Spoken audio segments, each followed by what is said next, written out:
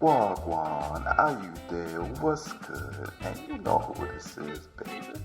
The number one podcast in America, dedicated to all you kings and queens of color, homies and homettes, shotters, woo gals, G-boys, and charges. The one and only Jerk Jollof and Collard Greens podcast. Wagwan, are you there? What's good? It's your host G Ransom, and I'm joined by D Black and Francis. For today's topic, we'll be continuing our holiday season themed discussion by revealing our personal experiences and opinions on how to maintain both the bag and your body these next couple of months.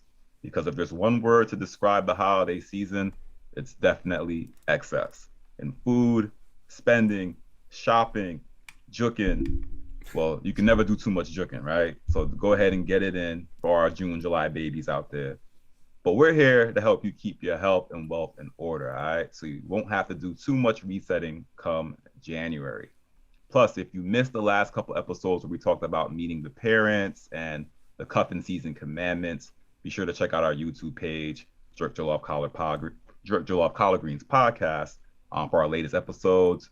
We also have video or stream our audio podcast via Apple, Spotify, Libsyn, wherever you get your podcast audio streams.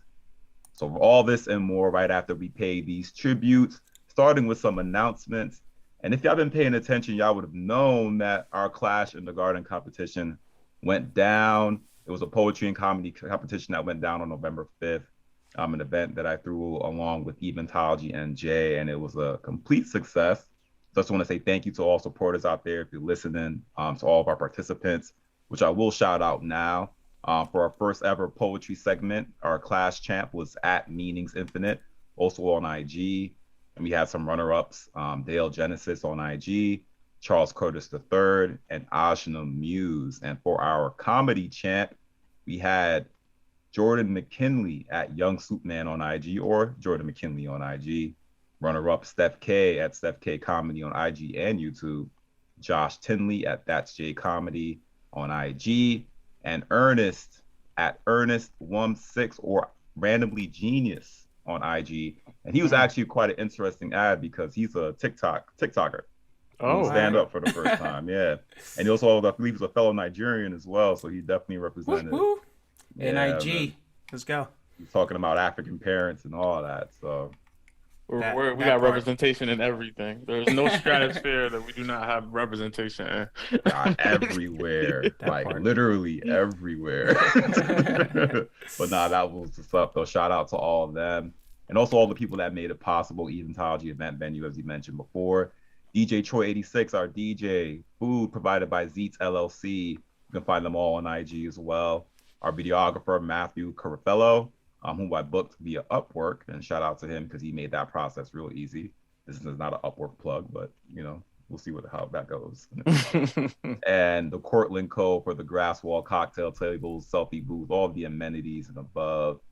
Thank you for making it possible, and definitely we'll have some footage from the event available via the YouTube page, I believe this week, and as well as the Clash in the Garden page. So stay tuned for that. Fellas, before we get into our CP segment, how are you all doing today? How are your fantasy seasons lining up? How is the flu season lining up? Cupping season lining up? How's everything on your end, guys? Hey man, I'm chilling. I know we were talking about it earlier, but I actually am about to get my first fantasy win. Hey, And not due 9 weeks to later. There was a lot of effort that went into trying to get this win. How many trades? Oh my gosh. Yeah, Tell me why. So you actually are trading? How many trades have you done? Bro, I don't even know how many trades I've you made. did one trade, but several waivers though. I've done wave. No. Yeah, you done one trade and then you did like probably a couple waivers. No, I've done at least 2 trades. At least two That's trades? actually impressive. Oh, okay. 2 trades, but I've done like 30, 40 some waivers, bro. Actually, yeah, those are more waivers than trades, yeah. As But it should. I was trying, man. I was rotating those players. I mean, my team always is like in the top 5 when it comes to scoring. but no matter what, it just could not get the win. Everybody like they saw me and they started leveling up. Do. I'm like, Yeah, don't lie. My first fantasy win was off of D. I was just like, hey, oh Off the yeah, what? Off the off D? the D, off of D Black. he didn't have a I win. get you get your Yo, this vibe. man did not have a win. We both I were like, lost my first "Oh." week. We were like, somebody's gonna have to lose. And then this man dropped probably the most amount of points he had all season on me. And everybody does that junk. So I don't know, man. Yo, Like, so bro. to get this win, it took the guy having to have 2 inactive players, not swapping out his players. I mean, for anybody who follows fantasy, I know some people don't follow fantasy, so I don't even know what we're talking about right now. But like all his main, imagine trying to play a basketball game and not putting anybody out there. That's how I won. Fact. It's like having no center. It's just like, yeah.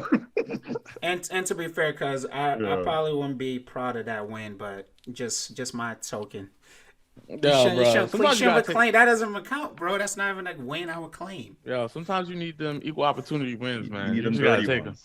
You gotta take it. I get it. I You get gotta it. take it. It's not about how you get there. It's about what you do when you're there.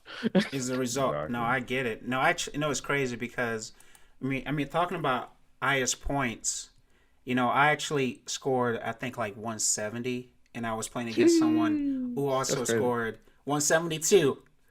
Damn. Oh, you still took it out. I still lost. I was like, I've never seen that in my life, bro. Scoring that many points, That's crazy. and still losing. That kind of, summarize one of my leagues right there. It's just, I have one of the highest scoring points, just like you said, but I keep facing some of this crazy teams. They keep going crazy on me, but it's you got fun one though. of those- Fantasy is fun though. I love fantasy, man. Like, Not well. It depends on the Yeah, when league you you play in. winning. You got one of those final. Well, he got those them final destination type leagues where you got to give up your first kin. You lose it. I mean, it's real out here, man. It depends Tell how. us- tell I us mean, one I of- love what are the competitive. craziest rules? What is the craziest rule y'all got? Well, this one league, you can only pick a player like, yeah. I mean, you were talking about the waivers. You can only pick up 2 players, or pick a player like twice throughout the week. So like the waiver is on Tuesday night, right? So you get to like set your team at that time. Mhm. Then if you don't pick any players, then you have one more chance to pick another player, which is on Friday night. So if you don't pick a player on Tuesday, like Wednesday morning or Saturday morning, and your lineup is not set up still, you are screwed. So Damn. you can't just go on the waiver and just pick up a player. It's like it's so Oh, crazy. man. I actually don't like that rule.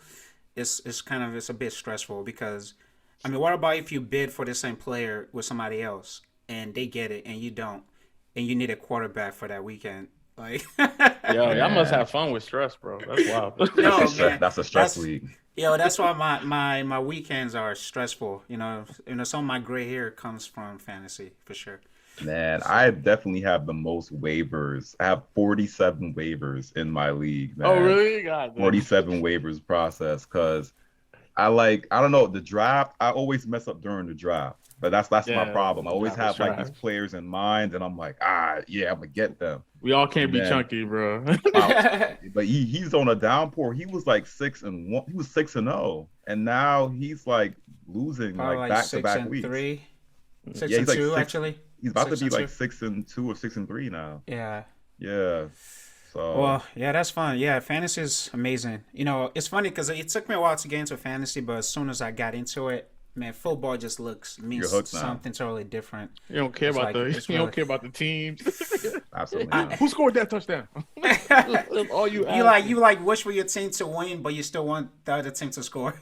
Oh my gosh. It's like I didn't watch football until fantasy, no lie. I was never really a football person. And until I got into fantasy, I won my first league, got second in the last. Now this one, I'm just like, yo, I gotta win. Gotta win. Yeah, I feel it, man. All right, so let's jump into CP time. We're late to the party, but we still got something to say. All right, so let's talk about this one first. And then with me, I always have my street stat, which is an unverified stat that came from the internet or word of mouth that, we try to put some truth to. But 2 main things we're going to talk about before we get to the street What stat. kind of stat? Yeah, you know when people always say, "Oh, yo, did you hear that? So," and you're like, "Oh, word, damn, I didn't know." I would And then not call. I would not put. I would just not put the word stat next to that's that. why it's a Yeah, street nah, stat. I'm straight. Street got stats too. You know what Oh I mean? You get gosh. that bad legal advice. You know what I It's mean? street code. I don't know about that, but Street stats. All right, so let's talk about this Twitter takeover real quick with Elon Musk. Well, I mean, I think we've witnessed a lot of changes happen to Twitter since he did the takeover. And I think his mission right now is committed towards creating a channel that is of completely of free speech, whether we feel like that's attainable or not. And that's really my question. But we witnessed he laid off thousands of Twitter employees. He bought Twitter for about $44 billion, which he funded through via the Saudis. So that's an interesting point as well. Really didn't leverage any of his own, he leveraged, but not with his own money. We saw that he's now permanently banning people that are doing parody accounts without saying that they're parodies, or if they're impersonating another person or an entity, they could get banned completely. And we saw that happen to Kathy Griffin. Blue check marks now, the verified marks, which I never really understood anyway. I always thought you had to be a celebrity to get one. But now they're charging $8 a month for verified check marks. And I think Jesus Christ now has a verified check mark. Whoever Jesus is on Twitter. And we all know Trump got his Twitter access back as well. So, I mean, what do you guys think? Is it up to Elon to take us to the moon when it comes to free speech? Or, should he hold on this idea that he can really create a network that allows everyone to say what they feel like saying or want to say? So this is a very interesting one because actually I won't try to spend too much time on it, but I think that the perception of why he did it, maybe he wanted to do a little clout, maybe he wanted to show off a little bit and flex, but like when it comes to like the business strategy of Twitter, it's not a good business strategy. It's a losing business strategy. Yes, there probably was some thoughts about free speech in there, but ultimately it's a huge platform that rivals the Instagrams and the TikToks. But the only thing about it is that it is not monetizable. It's very and that means like people can't really make money on that platform. So I think so, at least from my understanding and some articles I've read, the attempt of making the blue check mark something you can purchase is to try to make it monetizable. I mean, I own some shares of Twitter, and even when you kind of read into their like business earning reports, they haven't made money in like 3-4 years. They're not a company that makes money. They have venture capitalists that pour money into them, so they haven't really been a thriving business. They're this name that we all know, but they don't actually make money. And if you don't make money, it's hard to bring, keep employees going and bring other people to the platform. So, I mean, the main thing I'm just trying to emphasize is like, yeah, there's this whole mindset of like, yeah, maybe he was focused on the free speech part, but it is a huge platform that has the ability to make money. And I think that's more what he's focused on, bringing other people back that's like Trump and stuff like that. Yeah, he's trying to hook up his buddies. But ultimately, the blue check mark thing, all that other stuff, like the little changes he's trying to do is actually trying to help the business be sustainable, because the truth of the matter is Twitter is truly not sustainable. yeah, no, I mean, it's really interesting because you mentioned like how Twitter's not doing well. Like, I mean, I think I read somewhere they are losing $4 million a day, I think. Yeah. which is insane, right? So, which in a way, like, and I heard actually they might file bankruptcy, Chapter 11, which I guess in a way justifies. I mean, I think trying to justify, some of the reason why they laid off 3,700 people, 3,750 people, which is a lot, But I mean, but like, I guess the notion and the goal to allow freedom of speech, I think it's a noble cause because, we've seen a lot of things going on around nowadays where people are getting canceled for things they say or even for their beliefs. So, I mean, having a platform in the midst of many other plethora of platforms that's really focuses on people's freedom of speech and doesn't judges you. I know this obviously doesn't come with those bad apples, right? That's gonna take advantage of it, which we see nowadays, even prior to Elon buying Twitter or even any other social media platform. this is something that we constantly deal with. So I mean, for me, I think it's a dope idea. I want to see how, really the end goal is vision. I don't really know what his end goal is. I'm sure it's not really a business decision. I'm sure this is not was not a call like a money call decision because it was not. I mean, like you said, it was not a it's not a profitable business. When it took over, so his effort is to trying to clean this up, make it whatever vision he has, which I'm in full support and see where we end. So for example, someone like me, or even who love Kanye, I want Kanye to be able to express himself and he got his go, account back and go crazy, right? Go crazy, Kanye. go crazy, go crazy, and he will. He don't need your prompts. I don't need him to get a 30 day in jail on IG. I want him to go crazy. So yeah, I think it's interesting. I know that there's not really the intention of the question, but I think we accidentally stumbled on a really important topic here, is freedom of speech and how we basically define that. Because with Twitter, right, and the purpose of why a sub-purpose of why he bought it is because there's so much emphasis, or there's so much importance on having, unrestricted speech. But we live in this world where there is this dynamic of hate speech, right? So freedom of speech, in a sense, doesn't truly exist, because there's always the potential that you'll be saying something that is maybe considered hateful or spiteful to another group. Right. Now, and this is also very dangerous because it is devolved of any form of understanding or lack of education on that person that makes that statement, right? So maybe someone can say something malicious towards a specific group that understands that they're saying something malicious, but there could be other people who say something accidentally because they're uneducated on the topic, but now that person is canceled. So I don't know. I think the overall thing with Elon, everybody knows his name. It's so catchy. Oh God, it's the Tesla guy. He's wild and crazy. Oh my God, he's rich. Yeah, I mean, he's rich. Yeah, he's the richest man in the world. I mean, he walked into Twitter HQ with a freaking sink, and he thinks he's funny. He's like, oh, let it sink in, whatever he said.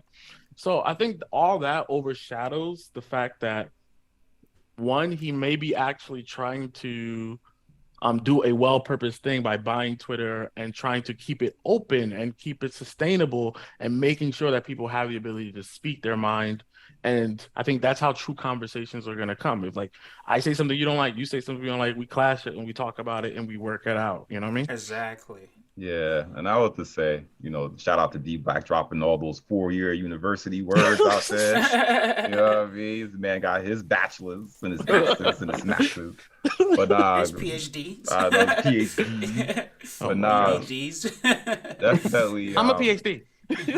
Great points there. And, I think the tricky part is, protecting against, of course, like libel and slander, like things like that. Like every system needs a checks and balances, right? Like, can't just have people out there running wild. And as far as the point as, having those right people have those right conversations, that's always been the issue when it comes to progress. It's just that you never have the right people in the room at the right time saying the right things. And I do agree, like there should be an outlet for people to speak their minds, but there has to be some responsibility with it. So like the idea that a completely free speech channel will exist, I think not without some type of checks and balances, because I mean, leave it to us, and I'm not saying black people, but the general civilian public, you'll have another insurrection after insurrection after insurrection. And it's just like, it really does matter who's saying what, how it's being said, and who's delivering it, because we know there's a ripple effect when it comes out to the public.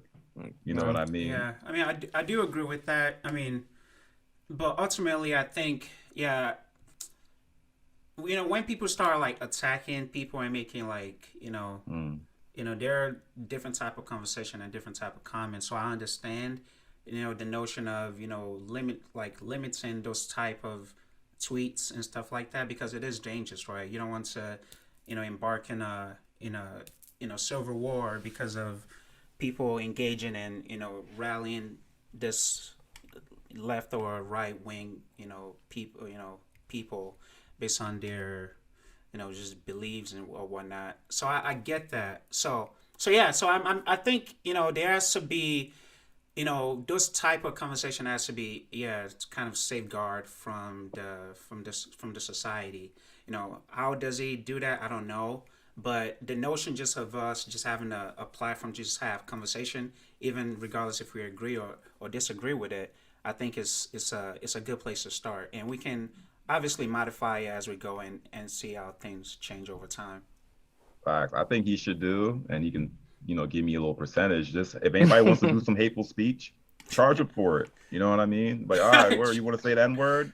$50. You know what I mean? That actually might be a slurs? golden nugget right there, bro. You know what I mean? People like, $60. yo, you want to drop? Imagine as the black community, we own that junk. We charge it. Hey, that's our reparations right there. Charge That's him. funny. You know what I mean? Interesting, And For every you want to say the solve N word, problem. fine. For every N word, $100 goes right into our, and we split that. All of us. That's a sale. I'll take it. $100. That's it. That's it. No repercussions. Oh man. Oh my gosh. All right, so let's move to the next one. Up there with Kanye, we now got Kyrie Irving, as he's been suspended at place for the Nets. He's suspended for a few games. He was actually given this whole laundry list of things to do to kind of, I guess, redeem himself in a sense, or show that he's truly apologetic for. And what happened here is he referenced a book called Hebrews to Negroes by Ronald Dalton Jr. And I actually purchased the book. I did not get a chance to read through it fully or get to the point where, supposedly this book went into an anti-Semitic rant or, to capture that. But as we know right now, there are petitions out, celebrity petitions at that, being made to get the book delisted off of like Amazon and other merchant sites where it's listed currently for sale and consumership. I mean, like, what's your guys' take? Did they went a little too hard on Kyrie on this, or, I'll even start off on this one myself, like having delved into the book a bit. I just kind of feel like at this point it's going a little overboard. Like, and I think in a public service announcement that the gentleman Ronald Dalton made, he indicated like, how can he be anti-Semitic if he himself is a Hebrew or Israelite? And that's a great point there, and that goes back into biblical times as well, as far as defining who the people of God are, who the people of Israel are, understanding that they were of mixed races. I think when we think of Hebrews, it's traditionally fed to us that it's an ethno-religious point of view where they're primarily white. So it's just like the fact that people of color are not captured in this time, I believe is, a great question. But I think to cancel an entire book or film for that purpose my thing is like, how can you cancel something that you have not consumed? You know what I mean? My thing is, instead of just kind of riding the wave, actually get into the book, identify where you feel it is anti-Semitic, and then maybe make an argument.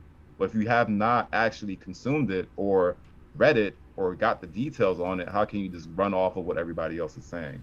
So to me, that's a concern. If somebody wants to reference a book in a way that's low-key censorship, and it's just like, to me, I just think that's really unfair. Yeah, for me, like, here I go again. I'm sure people are gonna be like, Francis, always for the people. Yes, yeah, I'm for the culture, man. I'm for freedom of speech. I'm for people should have the ability to express themselves.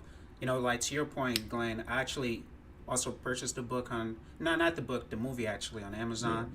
I haven't actually started it yet, but I'm intrigued. I think it's a really interesting conversation because, really, I've never really thought about it until, like, this conversation started coming up. It's like, okay, Adam and Eve.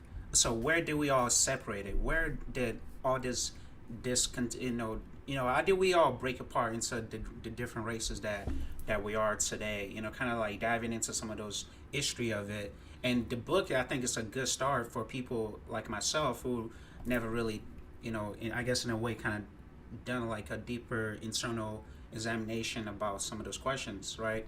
So for me, and especially the list that it gave, Kyrie to before he can play basketball again, I think is ridiculous. Like, the guy ended up apologizing. And one thing that I don't like that the media is doing is trying to portray him to be this menace, like this crazy, always trying to push the limit, selfish, and I really I struggle with that notion that they're trying to like this paint they want to paint him to be this person they want to paint him to be, because I know that's not truly who he is. He's a person who's curious, who's a knowledge seeker, trying to answer questions for himself that he has. So yeah, so I think it's overboard. We should be able to like express ourselves in a way and not be canceled for it. And this is a great example of what I was talking about earlier. So the Kyrie thing is intriguing to me just because I guess I can't put a finger on Kyrie, right? Because I think that, I mean, as we've kind of already discussed, and we're all kind of aware that, you know, having a large social media presence and a large following means that you will be impacted by that people will be impacted by the things you say, right? So if he's aware of that, right, he's bound to kind of maybe say some crazy things, and like, what I'm saying, is the goal to get more following? Is the goal to just be edgy? It's hard to figure Kyrie out. So I mean, he may be just brilliant and maybe super aware. So I'll leave that one alone, or he may be a joke. Let's be honest, he may be a clown. So I'll leave that one alone.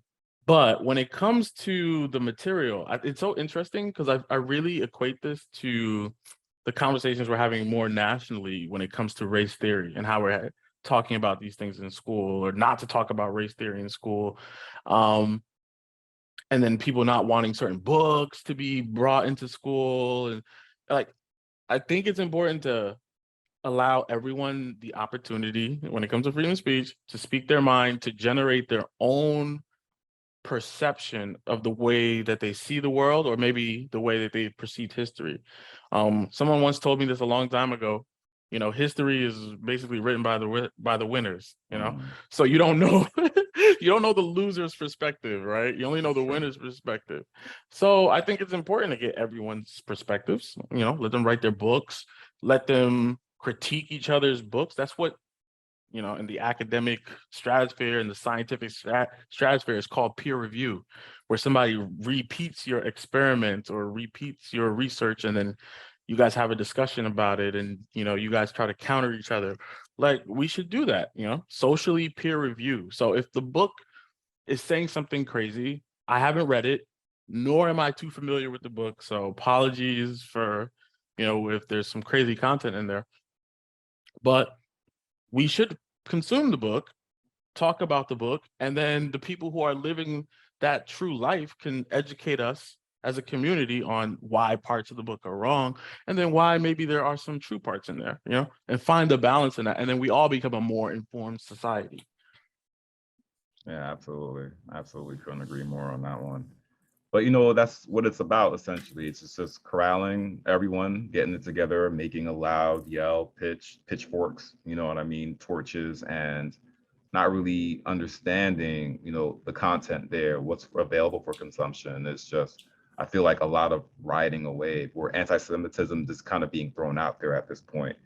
And I feel like the more it's thrown out, the more value it's going to lose, because now it's just kind of like, when they say that we always look at things via color, right? Like, oh, guys are always so quick to go about color and race, and that you're Black, that's why this happened. And it's just, well, it's the same thing now happening on the other end of the scale. So I'm still looking forward to finishing that book. And when I do, I'll probably do another video where I just kind of just go through it and pick through it. But I think it's definitely worth a read at this point. And we'll drop a link to where you can purchase it before it gets fully delisted or canceled, if it does. Yeah. So like, yeah, that's one thing that I struggle with is the people who are making all this having all this take about Kyrie in the book. It's how they've yet to consume it or really fully understand what's in the book. So that's for me, like, I can't have a true, like, oh yeah, Kyrie's anti-Semite because of the book, because I haven't really consumed it yet. So that's why I decided to buy it and really see what is in it. But and also because it triggered a lot of topic for me as well. I was like, you know what? Are we the real Hebrew? Like, I don't know. Like, I'm really intrigued. I'm like, I wish we have leaders, with the knowledge in our communities where we can like learn the truth. I think Kanye actually quoted that same quote, like the winner write the history, right? So also kind of referenced that in one of his interviews recently. So he's like, yeah, it's I'm looking forward to kind of get into to read and watch that video and see what I think about it. Maybe it is a little bit crazy. Who knows? So Absolutely. Well, definitely not going to be as crazy as this street stat. Yes, as you mentioned before, street stat, unverified stat shared to us or shared to us by the public, or is typically frequented by people that we know, that we get a chance to debunk or sustain. Today's stat, and we're using 70% again. I don't know. It's like 70%. Here's the stat though. 70% of women that cheat did so on their girl trips or weekends out with the girlies. You know what I mean? And here it comes that 70% number again, because last time it was 70% of men that cheated did so out of opportunity or luck. And I actually got this stat from a YouTube video where it talked about girl trips and why you should oppose them vehemently. So what's your take? I mean, I feel like 70% is now like when we take a multiple choice test and it says, select C if you don't know what the answer is. That's what 70% is. So what's your take? I mean, I guess you guys are married, not I guess you guys are married, but do you think it's okay for couples to take solo trips? And I mean, do you agree that if a woman were to cheat, it would probably be during her girl trip? I guess I could kind of see that as just from a sense of opportunity, but I don't know. I guess for me, it's very difficult to actually pin down like I don't know, like if I had to take the over or under on 70%, I probably would take the under on that one. It's 70% sounds a little too high, sounds a little too aggressive, but because I think I forgot where it was, but I definitely read that the majority of people, when they do cheat, they cheat with people who they routinely interact with.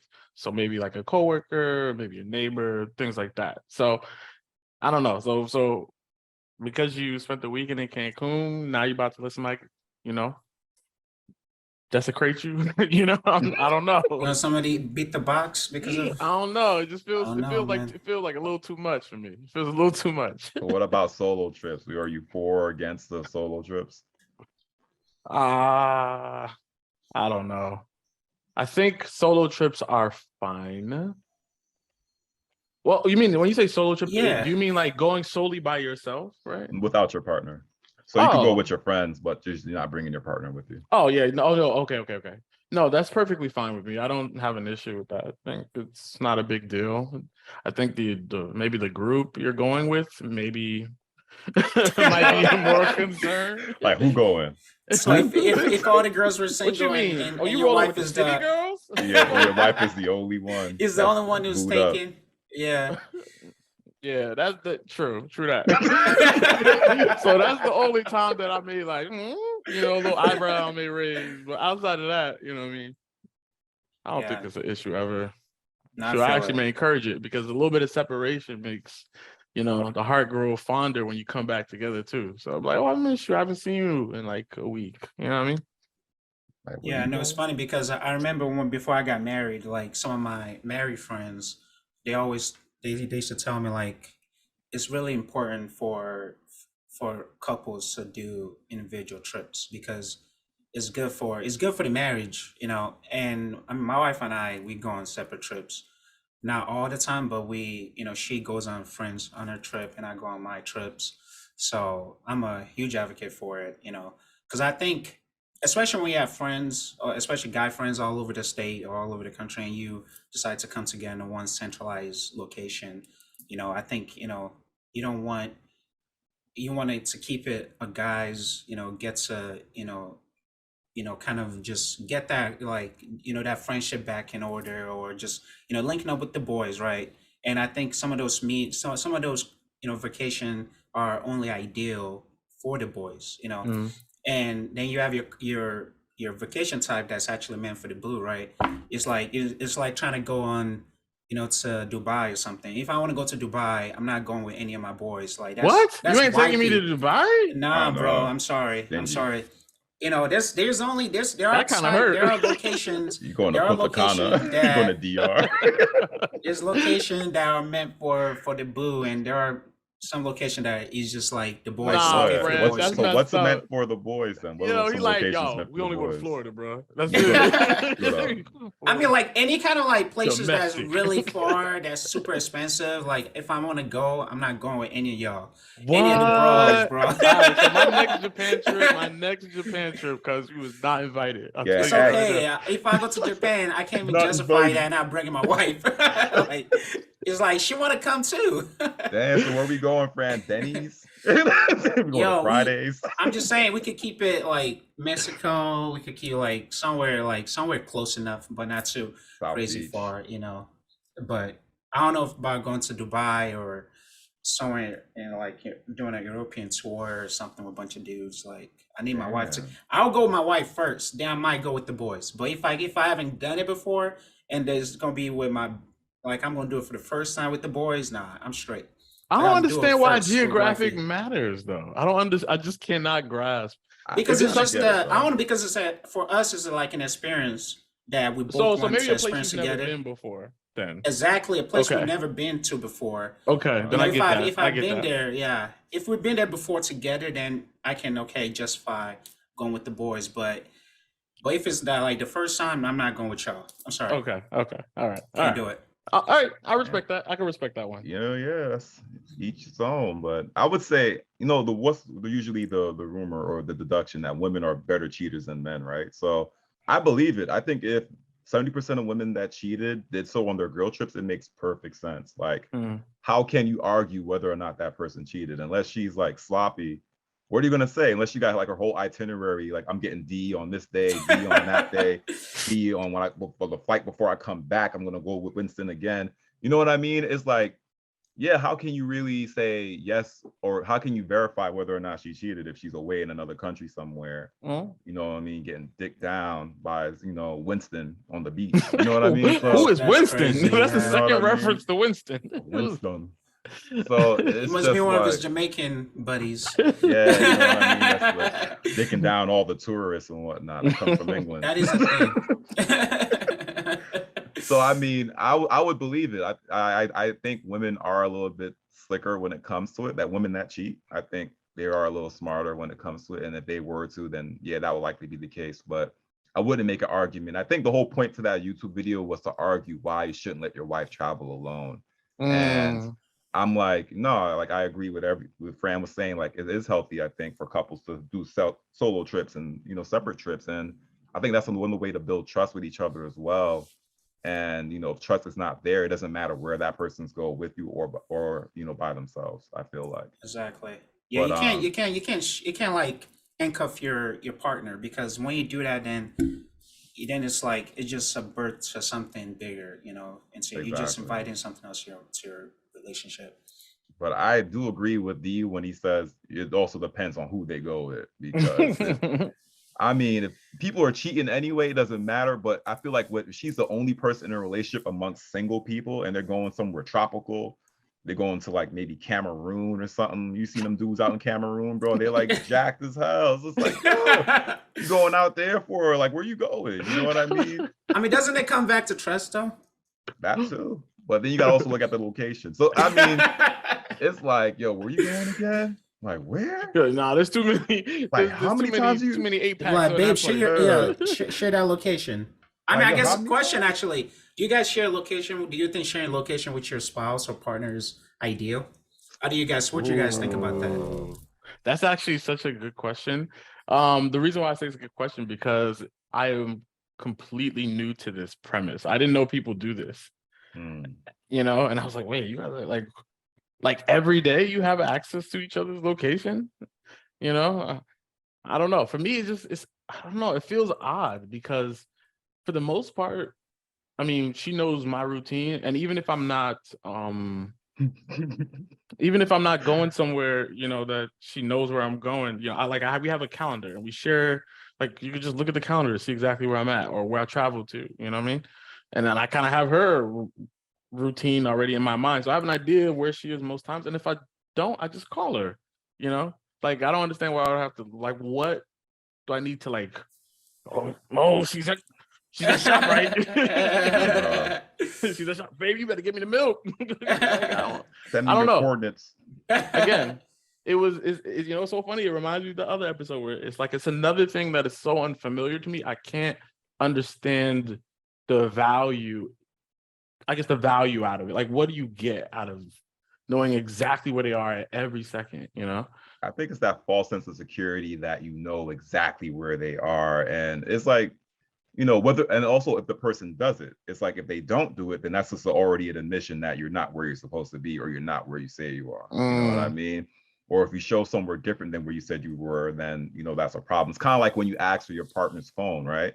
Or you've seen those skits online where they're like, hey, give me your cell phone. Let me go through your IG. Let me go through your DMs. And they're like, no, I don't want to get my passcode. And you know, all that nonsense. But what you got in there? I know, right? That's a little too much. Yeah, but I would say like I've shared my location in a sense where if I'm on a long trip, like if I'm like driving somewhere 4 or 5 hours, and I'm, you know, corresponding with my partner at the time, then I would say, hey, you know, here's my location, just in case something were to happen, because that's what I do anyway. Like when I went to Japan, I kept a whole Google Drive of all my itineraries, everywhere that I would be going, everything that I would be doing, because you never know, you might get snatched up one day. Something might happen. You know what? That's a valid point. Yeah, true. But I really don't think about that. That's true. So in a way, I've been sharing my location low key, but not in the way that, you know, Francis is mentioning, where you legit put your Google and share like your legit coordinates where you are from Google Maps. Like that means a little excessive, unless it's a situation where it's like, you know, I'm traveling somewhere as far and it might be spotty service. Here's so you know where I am, just in case something were to happen. But that's not how it's being used today. Okay. Yeah, no, I think some people internalize that question a little too much because, you know, you can't, you know, translate it to be, oh, I don't trust my spouse or whatnot. But really, I think the intent of it is the safety part of it. You know, because, you know, some of my brothers are, you know, they share their location with me, and I know I can check where they at, you know, if something happens, and I just want to make sure they're good. You know, I mean, my spouse and I, we share our location, but it's not really, we don't, you know, you don't check it. It's not like you check it like, because you, like, to your point, because you know each other's routine, you know where each other's at all the time. But if for some weird reason, you know, they always get home like around 6 or 7, and they're not home, and you call them and they're not answering, you get nervous, like, yo, like, baby, it's 8 o'clock. Where you at? Yeah, like, have you, because, you know, like, it's like 6:15. Where you at? yeah, that's funny. But the real part is because of this, you know, in this world that we live in nowadays, safety is so critical. You could have gotten in an accident. You know, you could have been snatched up. You know, we live in crime is up right now. You got robbed. Who knows, right? So it's like a way to just make sure, like, to just check in on each other, just make sure you're good, you know. But, and you always pray that you never have to use it, because, you know, that's also a prayer, right? I don't ever have to, like, worry to that level. But you want to make sure that at least you have a backup that you can always check if you need to, you know. Okay. So not actively, like, every couple minutes looking at this. Oh, thing, that's like, weird. That's weird. Nah, but people do that though. Don't get it twisted. Some people will do that too. Yeah, they'll some check people you. will do that. They'll check you. But that's a relationship that already have trust issues right there. So exactly. All right, so let's get into our topic of discussion. Let's chop, and we'll say, I guess, surviving the holiday glut, not going too ham on the body or the pocket. So let's get this first question in, because I mean, I know from experience between me and Dee personally, but are you guys gift givers in the first place? Like, do you guys still give gifts, like, to, I mean, obviously maybe to your partners, but like to friends or whatever, or to like family, or is it like gift giving no longer a thing that you guys do? Oh yeah, I give. I'm a giver.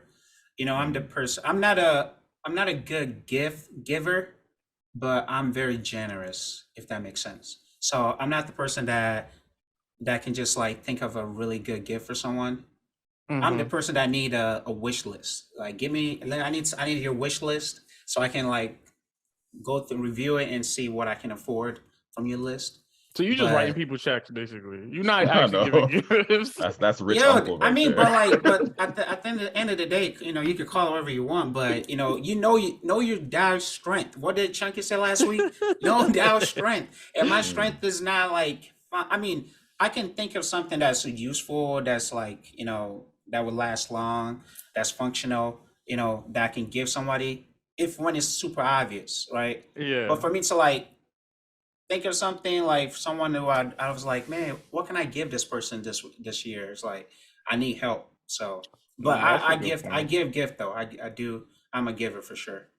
I think I agree with you 1,000% too, because I actually I hate trying to figure out what to get people, man. Like, not only it feels like it's like a test. It's a damn test, bro. Like, oh, how well A do test you you're know gonna me? fail too. Yo, I feel like you're being set up. How well do you Dude. know me?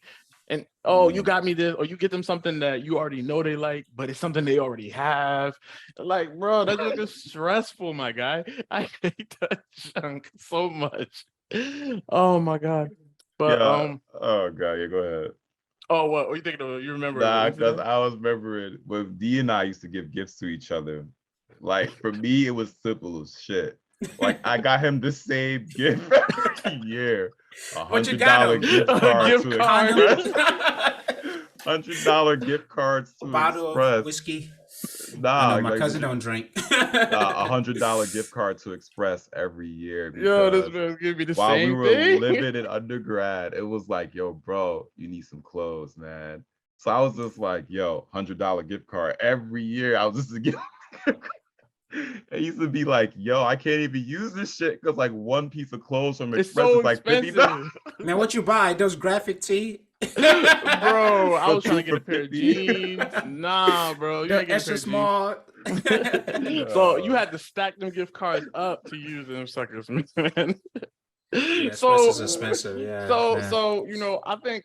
Well, first of all, I'll say I am not a receiver. I don't receive gifts very well.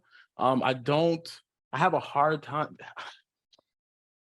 Tell me why. I don't know. Maybe subtly. I subtly kind of have a mindset that if someone gives me a gift, now I'm kind of like entitled to, like now they're entitled to something of me. Now I owe them something. Or now they have that, remember that time I got you that ugly ass sweatshirt? Don't forget that. Don't forget that sweatshirt I got you. And it's like, oh, I didn't really want it, or something I already have. And now I gotta kind of reciprocate it. So I feel like it puts pressure on me. So that's why I'm not crazy about receiving things. But I prefer to give people stuff, and I have no problem giving people stuff. But the truth of the matter is, I hate, again, so to Francis' point, I hate trying to figure out what you like, what you may want, like what kind of article, clothing, or like should it be a tool for your house? Should it be something for your kid? Like I hate going through all that. Just tell me exactly what it is that you want, and I can get that for you.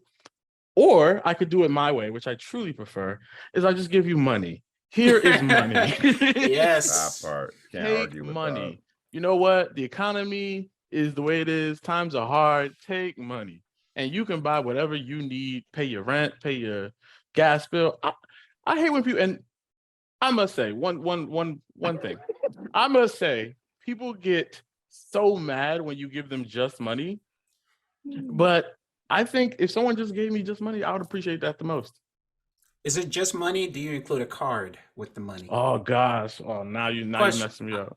Yo, I'm saying you just know, do you at least looking put like a drug card, put it money. inside a card. I do put a card. All right. I Okay. do. I will say I'll do that much effort where I'll put the card. You know what I hate the most though is when you get those unexpected gifts, and then now you're like on this last minute scramble to figure out. What the fuck? Like, what do I get this person? We on that level. We on that level. Why you ain't give me the heads up? It's like, yo, that's a good one. I hate the unexpected gifts, and it's just like, and it could be something like kind of like something you don't even need, but just the simple fact that somebody got you something is now like, damn. Now it's like after Christmas, I gotta figure this out. People are returning stuff. But luckily after Christmas usually there's sales, so that's always the best time to go shopping anyway. But after Christmas. After Christmas. So I get my gift after Christmas. You gotta play it off like, oh man, what I wanted to get you, man, it wasn't available. Oh my so God. I got you. I didn't think I was gonna see you on Christmas, bro. I didn't think I was gonna see you. Or you just dip them all through Christmas until afterwards, and then Bro, get the sales. the part of getting gift, especially during the holidays, is when you have the gift under the tree and you want to like peek and see what is in it. Man, you just take the joy. So you just hand it to me and I just open it because I don't have to wait anymore. Yep. And Hold on. Let me that's- ask y'all one question. Nah, that's no fun. Do y'all like the gifts that you guys get from other people? Do you put them under your tree? Yeah. You why? I don't get that. I don't like Because my wife likes that too, but I like. Oh, they're not gonna see me open this gift and all the emotion that comes with it. Nah, some people be And you wait looking, until though. Christmas to open it? Some people will or FaceTime Christmas you. Eve, yeah. Like, where's that gift? I got you. It's funny because I left the house like when I was 18, so I never got a lot of gift from a lot of outside of the family because in the Nigerian community when you have a group of family friends, they give you give the family and the kids gifts, right? So for me it was like I went through a phase where like I wasn't I wasn't getting a lot of gifts, so I get excited about getting gift and I actually look forward to opening it because it is the joy of it, right? Mm. So and yeah, so I enjoy giving gift as well, but and it's hard though because like you said, when you receive gifts, you feel like you have to now like kind of replace that. You have to show the same gesture as well. Yeah, like there gotta be rules to it. Yeah. You know what I mean? Like give me a heads up before you get me something. You know what I mean? Like do the Secret Santa, something like that. You know, those are like great things I like as well. Like to me, I'm grateful. It's just like Fran, I'm grateful for everything I get, and I will give gifts. But I feel like we've gotten to an age now, especially when you're like mid-30s, whereas and your parents are older or your family and all that, your friends, it's hard at this point. I feel like gifts age out after a certain extent because Yeah, that's true. the stuff that they want, you may not be able to afford. Like I know my parents would love to have their house remodeled. You know what I mean? Like, God damn. Merry Christmas. But it's just like, all right, my salary can't account for that. They would love to get a kitchen redone or a bathroom redone, but it's just like, all right, listen, like, what can I do? Like, what can I could do a get tile. I could do a couple tiles. For real. I'll get a fridge, get a TV. I'll find the contractor. I get you the contractor. I get you the analysis, the survey. But I mean, do you guys agree? Like, at a certain point, we age out. I feel like at this point is now it's time for family to kind of be together and spend time with each other. Before it's the gift giving, if I find something like I think somebody would like, if there's something that they've been talking about, like.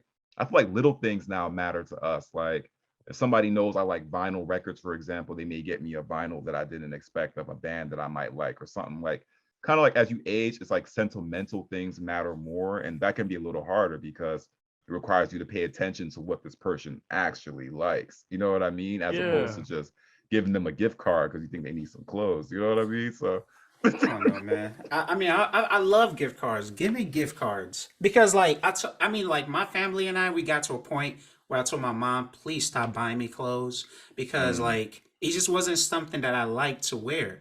And over time, she's learned to like try to buy me stuff that she knows that I like. I think nowadays she just go for the dress shirt because she knows that is safe. That's a safe thing to. I wear it to work, whatever. But she also know like, okay, let me just give him a gift card or just give him cash, like my cousin, because for me and my wife and I also like her to just tell me what she wants. For me it's easier that way, so I don't have to stress trying to like figure out like, because my wife is picky, man. She's like one of the hardest person to buy stuff for. She has a specific and the type. Even though I know some of this style she likes, it's still hard to find exact like fit that she may like want at that moment. So so it's just easier to like just have her tell me exactly what she needs. I just Even feel like that, even our engagement, like her ring, she picked it out. So I thought a lot of women do that though. So, but I just think that we just need to stop putting pressure on each other to know each other so intricately. There's nothing wrong, or so intimately, I guess is the right word. There's nothing wrong with people kind of remembering you liked a specific model truck or something when you were a kid, and they do that, and they get you something that reminds you of that moment, and it's all magical. Yeah, that's great. But don't put so much pressure on somebody to be like, oh, I like this kind of specific thing. It should be more about the gesture. And I think that's the reason why I actually hate the whole gift giving thing, because it's not about the gesture anymore. It's more about what are you getting me? how much did it cost, or or it's like a quiz to see how well you know the person. It's not just like, So you think there's like no such thing as a shitty gift then? Like, so some gifts can be shitty, you know what I mean? Where it's just like, thank you, but what am I gonna do with this?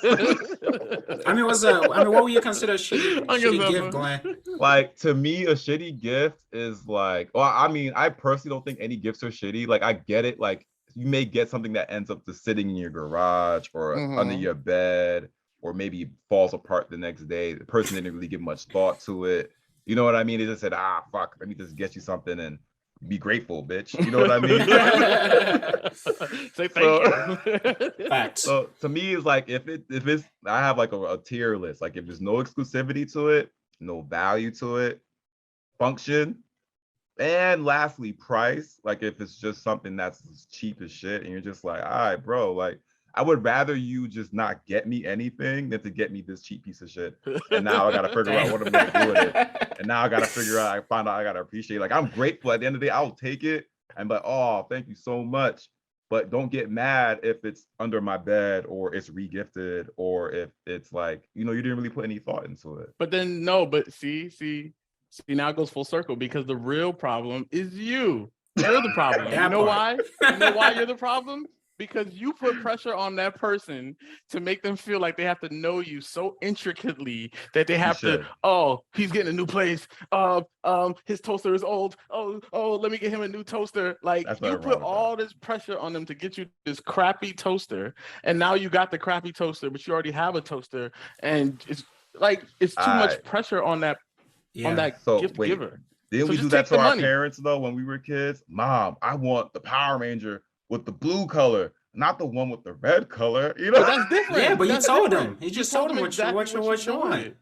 But it's still up to them at the end of the day to know, like, all right, this is what my kid wants and whatnot. So no, but if you're being descriptive about what specifically you want, then that's different. Yeah. But I think we expect people that we don't interact with every single day routinely to know us so intricately that they're going to get us a gift that we're going to find meaningful. And it's something that we don't already have, because most people just buy what they want. Yeah. I mean, like, the part that I don't like though is some people will take the time and to really think about like the gift. I think they, like, in a way, if you give them a gift that is not as thoughtful as theirs, they may like look down on you, like yeah, that's true. So that's some of the problem. So like, I think we just need to like give each other grace. Like, the effort is what matters. I feel like the effort is what matters. And if I decide to just give you, if I give you a gift card, just don't be mad at me. It all comes from love. I'm still spending money on you. Like, I know, I work hard for this money. Like, you need. I work hard for this money. I had to go to that specific store to get that card for that specific store. So at least, to your point, yes, there's effort with a gift card, even though I hate gift cards. So let's try this next one though. I know D hates the gift cards. I give him years and years of gift cards. Well, you're gonna get a gift card next time. Like, you're gonna get more gift cards. Like Express again. Actually, you know what? I know nowadays, like Target or Amazon, you can get whatever you want out of those two places. So that's a good point. That's actually a good point. You can't go wrong with those two. So has there ever been a year where you said no gifts? Like, I imagine that's probably going to be a reality now, but I know people are going to fall into that trap and that pressure, especially if they have kids, where they're like, I don't want my kids to have a giftless Christmas. You know what I mean? But oh my gosh, I have a story. I have a story for this one. All right, go ahead. Because how old was I? Mind you, my mom's gonna kill me. So I've always this topic is kind of near and dear to my heart, because I absolutely have battled my friends and my families on the premise of gift giving and how nuts it drives me and all the pressure of obligation of getting people stuff. So I told my family, I think it was like I was 16 or 17, and I told my family, I was like, they was like, oh, what do you want for your Christmas? What do you want for your birthday? What do you want for your birthday? And I said, I would like 1 year where I don't have to get anyone anything. 16, 17. Jeez, that's a lot of pressure, bro. I was like, I don't want to have to get anyone anything. I don't want anyone looking at me for Christmas when their birthday come around. Happy birthday, keep it moving. That's what I was. for 1 whole year. Yo, my mom was so pissed when I said that. Damn. Oh my gosh. She's like, of all things, you want the gift to not give gifts? Like, I mean, I get it. Grinch in training, bro. God. Like, my oh bad my trying to God. slick. It's like, let me think, but don't give. So my mom, you're so funny because my mom was like, okay, yeah, go ahead, try it. Man, it came that first birthday came around. That No was, gift. and it's funny because my mom's birthday was right is the very next one after mine. You think I didn't get her gifts? You know what happened? Of course, I got her a gift. God forbid you go a Mother's Day without getting mom a gift, bro. You cut off. Crazy. You taking an L. That's funny. So I mean, why do you think it's so hard to say no though? Like, I mean, I think this year might be the year where I might have to say, all right, listen, I might have to scale down this year because inflation is real. And I don't think there's anything wrong with that as long as you give people like the heads up, especially if you know that they're the type that are looking forward to the exchange. Because some people really look forward to it. They're like, hey, look, I want to give you a gift. I want to get a gift back, like whatever. But to me, it's like, I don't think there's any problem if you're able to say up front. I think people, especially now, would understand, you know, when it takes like nearly $80 to fill a tank, that, hey, you know, I may not have, you know, the means to buy the gifts necessary, you know what I mean, or what you're looking for. So I may have to opt out. And I mean, I think when it comes to kids in particular, you know, do the best you can and kind of express that it's no. And I think that's the reason why you have a lot of people that don't even do Christmas. And I was actually in my last relationship, she did not do Christmas. It was just like, you know what, it's Christmas as the event itself, but the recognition of, you know, Christ and God and whatnot was there. But the festivity of Christmas, the exchange of gifts and all that, she did not personally do. And that's actually not the first person I met that did that, because they just felt like it was just a big money grab at that point. So and only Kwanzaa then. not even Yeah, Kwanzaa. I mean, that's real though. I mean, we can Yeah. like look at like Valentine's Day. I mean, I think a lot of people feel the same way about it. But to your point, Glenn, I think it's important. We have to like give each other grace, man, because we have to like really like think about each other's situation that we are in at that moment, and especially within a family or even like close friends. Like, you know what I'm going through, man. Like, I shouldn't have to even tell you like I can't get you a gift this year. You should be like, bro, I know what you're going through. Don't even stress about gifting this year, because you have to be able to have those conversations and feel like you should be able to tell your family that you this year you're not getting any gift. Because I've done it to my family. My youngest brother's done it to my family. I think, depending on where you are in your career, obviously, the notion of, even like my sister last year, she like went crazy with the gift. And I was like, sis, don't worry about this. Like, you're still younger than the rest of us. Like, don't put that much pressure on yourself where you are going into debt, potentially, putting stuff on your credit card just to like fit in with the rest of us. You make sure you give everyone a gift. And on top of that, you just not getting us a really simple gift. You're getting like really nice, expensive stuff. So like for me, it was like you have to really know your situation. If you can afford it, do it. But if you have to put stuff on credit cards and just to like overly stretch yourself, especially in the economy that we are in now, where you know Facebook just laid off 11,000 people. We talked about this Twitter earlier. A lot of companies laying people off. We need to actually, we are in a place nowadays where we need to save. Actually, we need to save more than we spend, because we don't know what the next 24 12 months is going to be like. The notion out there is we are going into recession. So for me, just save your money. If you can't afford it, don't feel bad about it. And if the people around you make you feel bad about it, then I think you need to have a deep conversation with that person one on one. Like, yo, that's not real. So that's just how I feel about it. No, and I think I can't say it any better than you, Fran. I think you nailed that. Again, just on the on the notion of social pressures and all those, and I think that's actually, you hit a really good point about how early we put that pressure on the next generation. I mean, I remember being in college and not even like, I mean, Talasi, the fact that he was able to get me those cards. I was working.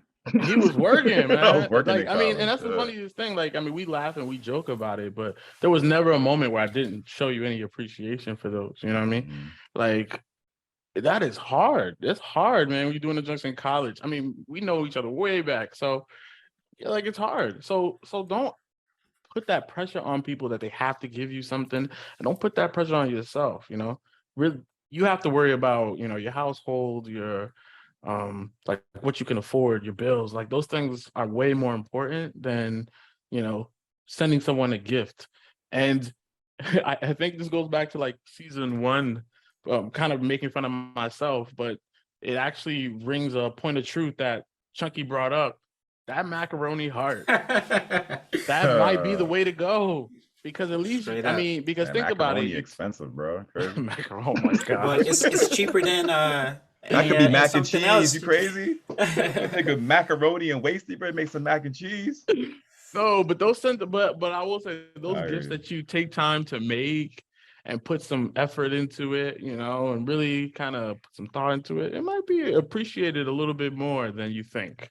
You know, Yeah. Mm. I mean, I learned a lesson or here. I do learned a lesson. combine gift, because sometimes we also put pressure on each other to have to get individual person gifts especially Mm. within a family.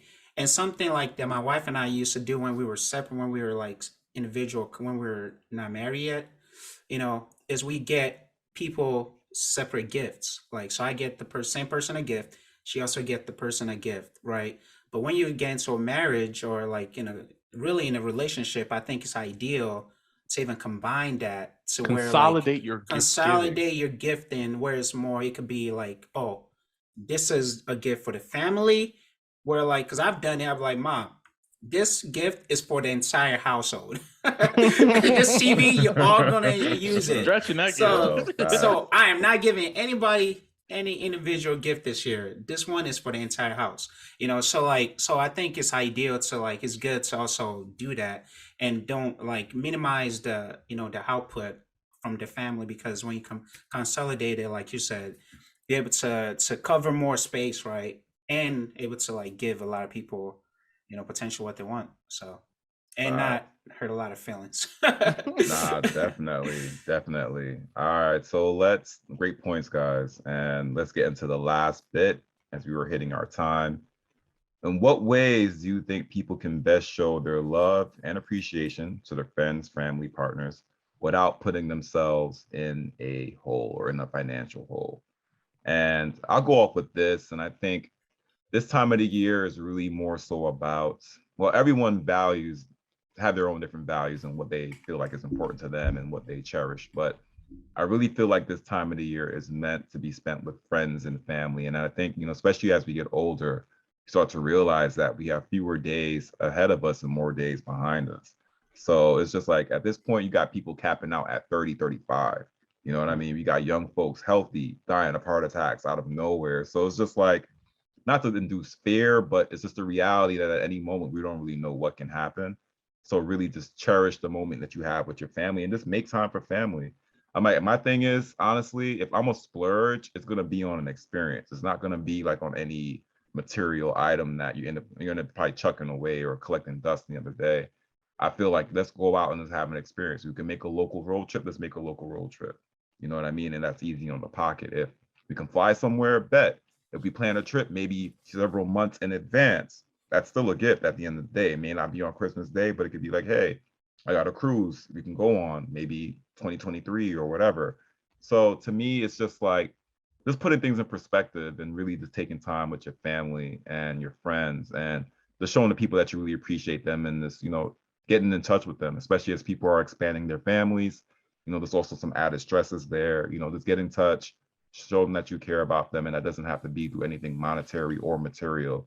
You just simply be getting in touch and just wishing them well and spending some time with them. Fly out, go see somebody, spend some time, check in. That's what it's about. Yeah, no, I can go in. My cousin could close us out. No, I think, yeah, you hit it right in the head, bro. Yeah, like, the older we get, the harder it is to actually make time to like see each other, especially like Mm-hmm. when you have kids and you grow in a family. So all like really showing appreciation is the showing the small, it's the small gesture. Filling somebody's cup up. You don't have to try to fill that cup in one day with a big gift. I think it's something that you can do over time. Saying just simple thank you, or even texting or calling someone. Making time to go see them and just see how they're doing. That over time, especially within a family and your close like friend group, right? And that's something that I've been really trying to work on over the last year. Really be more intentional about checking in on people, and just don't make it like this occasional get together kind of thing, right? So, but ultimately, I think you have to have a budget really, so you don't put yourself in a hole. You have to have a budget. Mm. And sometimes we have this tendencies to want to buy people like 10 gifts, especially like kids, you want to buy them like 10 different gifts. I think, I was saying earlier, consolidate your gift with your partner if you need to. Minimize the number of gifts that you get those individual person within the family, especially when you have a large family like myself or a lot of people out there. Instead of maybe getting 5 to 6 gifts, getting one or two is fine. Maybe even nothing is fine if you can't afford it. Just be transparent and be honest with the family. Like, this year is a little rough for me. This is where I'm going through. I got you next year. Or you make a deal with them. You're gonna get a Christmas gift this year, but I'm not gonna get you anything for your birthday. Instead of getting something for birthday, also have to worry about worry about Father's Day, worry about Mother's Mm. Day, where it is a lot. Like any adds up. Facts. So for me, I think you just have to be very transparent. And I'm very grateful that I have, people in my family around me who actually are very understanding about that. But so overall, that's something I would definitely say that we should do. Just be yeah, like most important thing, don't try to fill the cup in one day.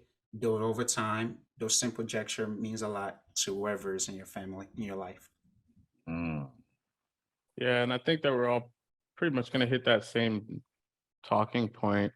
But yeah, I think again, just giving the gift of presence, being available, like if you really concern yourself, with the people that you're giving gifts to, if they really matter, you'll make a little bit more emphasis in kind of reaching out, wellness checks, when was the last time you spoke to them, but you're sending them a gift, like it doesn't supplement for your, presence in their, in their life because you sent them a gift. Um, so yeah, a little bit more presence, a little bit more involvement, a little bit more engagement in the people that you care about. It may go a long way. It might save your pocket at the same time too. And your health. Sure. Mhm. All right. So for more content to learn about the pod, feel free to check us out at Jerk Your Love College Pod on Instagram and now YouTube. Podcast episodes drop every week. I think we're just dropping these on Thursdays now. So tune in, but the latter of the week, definitely tune in. Plug into our YouTube, our Instagram, and also our TikTok. We also have content there as well. Be sure to like, share, follow, and or subscribe. Leave us a review, please. We need those reviews. Wherever you're listening to us on, drop a review, give us those 5 stars and a comment.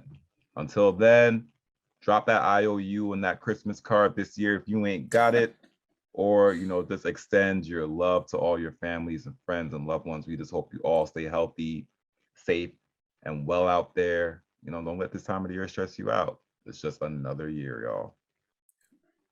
Peace. Peace. Wagwan, are you there? What's good? It's your homie G with the Jerk Jollof and Collard Greens podcast, extending a major thank you on behalf of the team for checking out this episode. Love what you heard? Leave us a review on your podcast streaming platform. And don't forget, don't be selfish, share this with your friends. Looking to get more podcast related info, major announcements, discussion questions? Follow us at Jerk Jollof Collard Pod on Instagram and Facebook. Questions for the channel or any member of the team can be directed to jjcpod@gmail.com. Once again, thank you for getting your weekly dose of culture here with us. And on behalf of the team, thank you.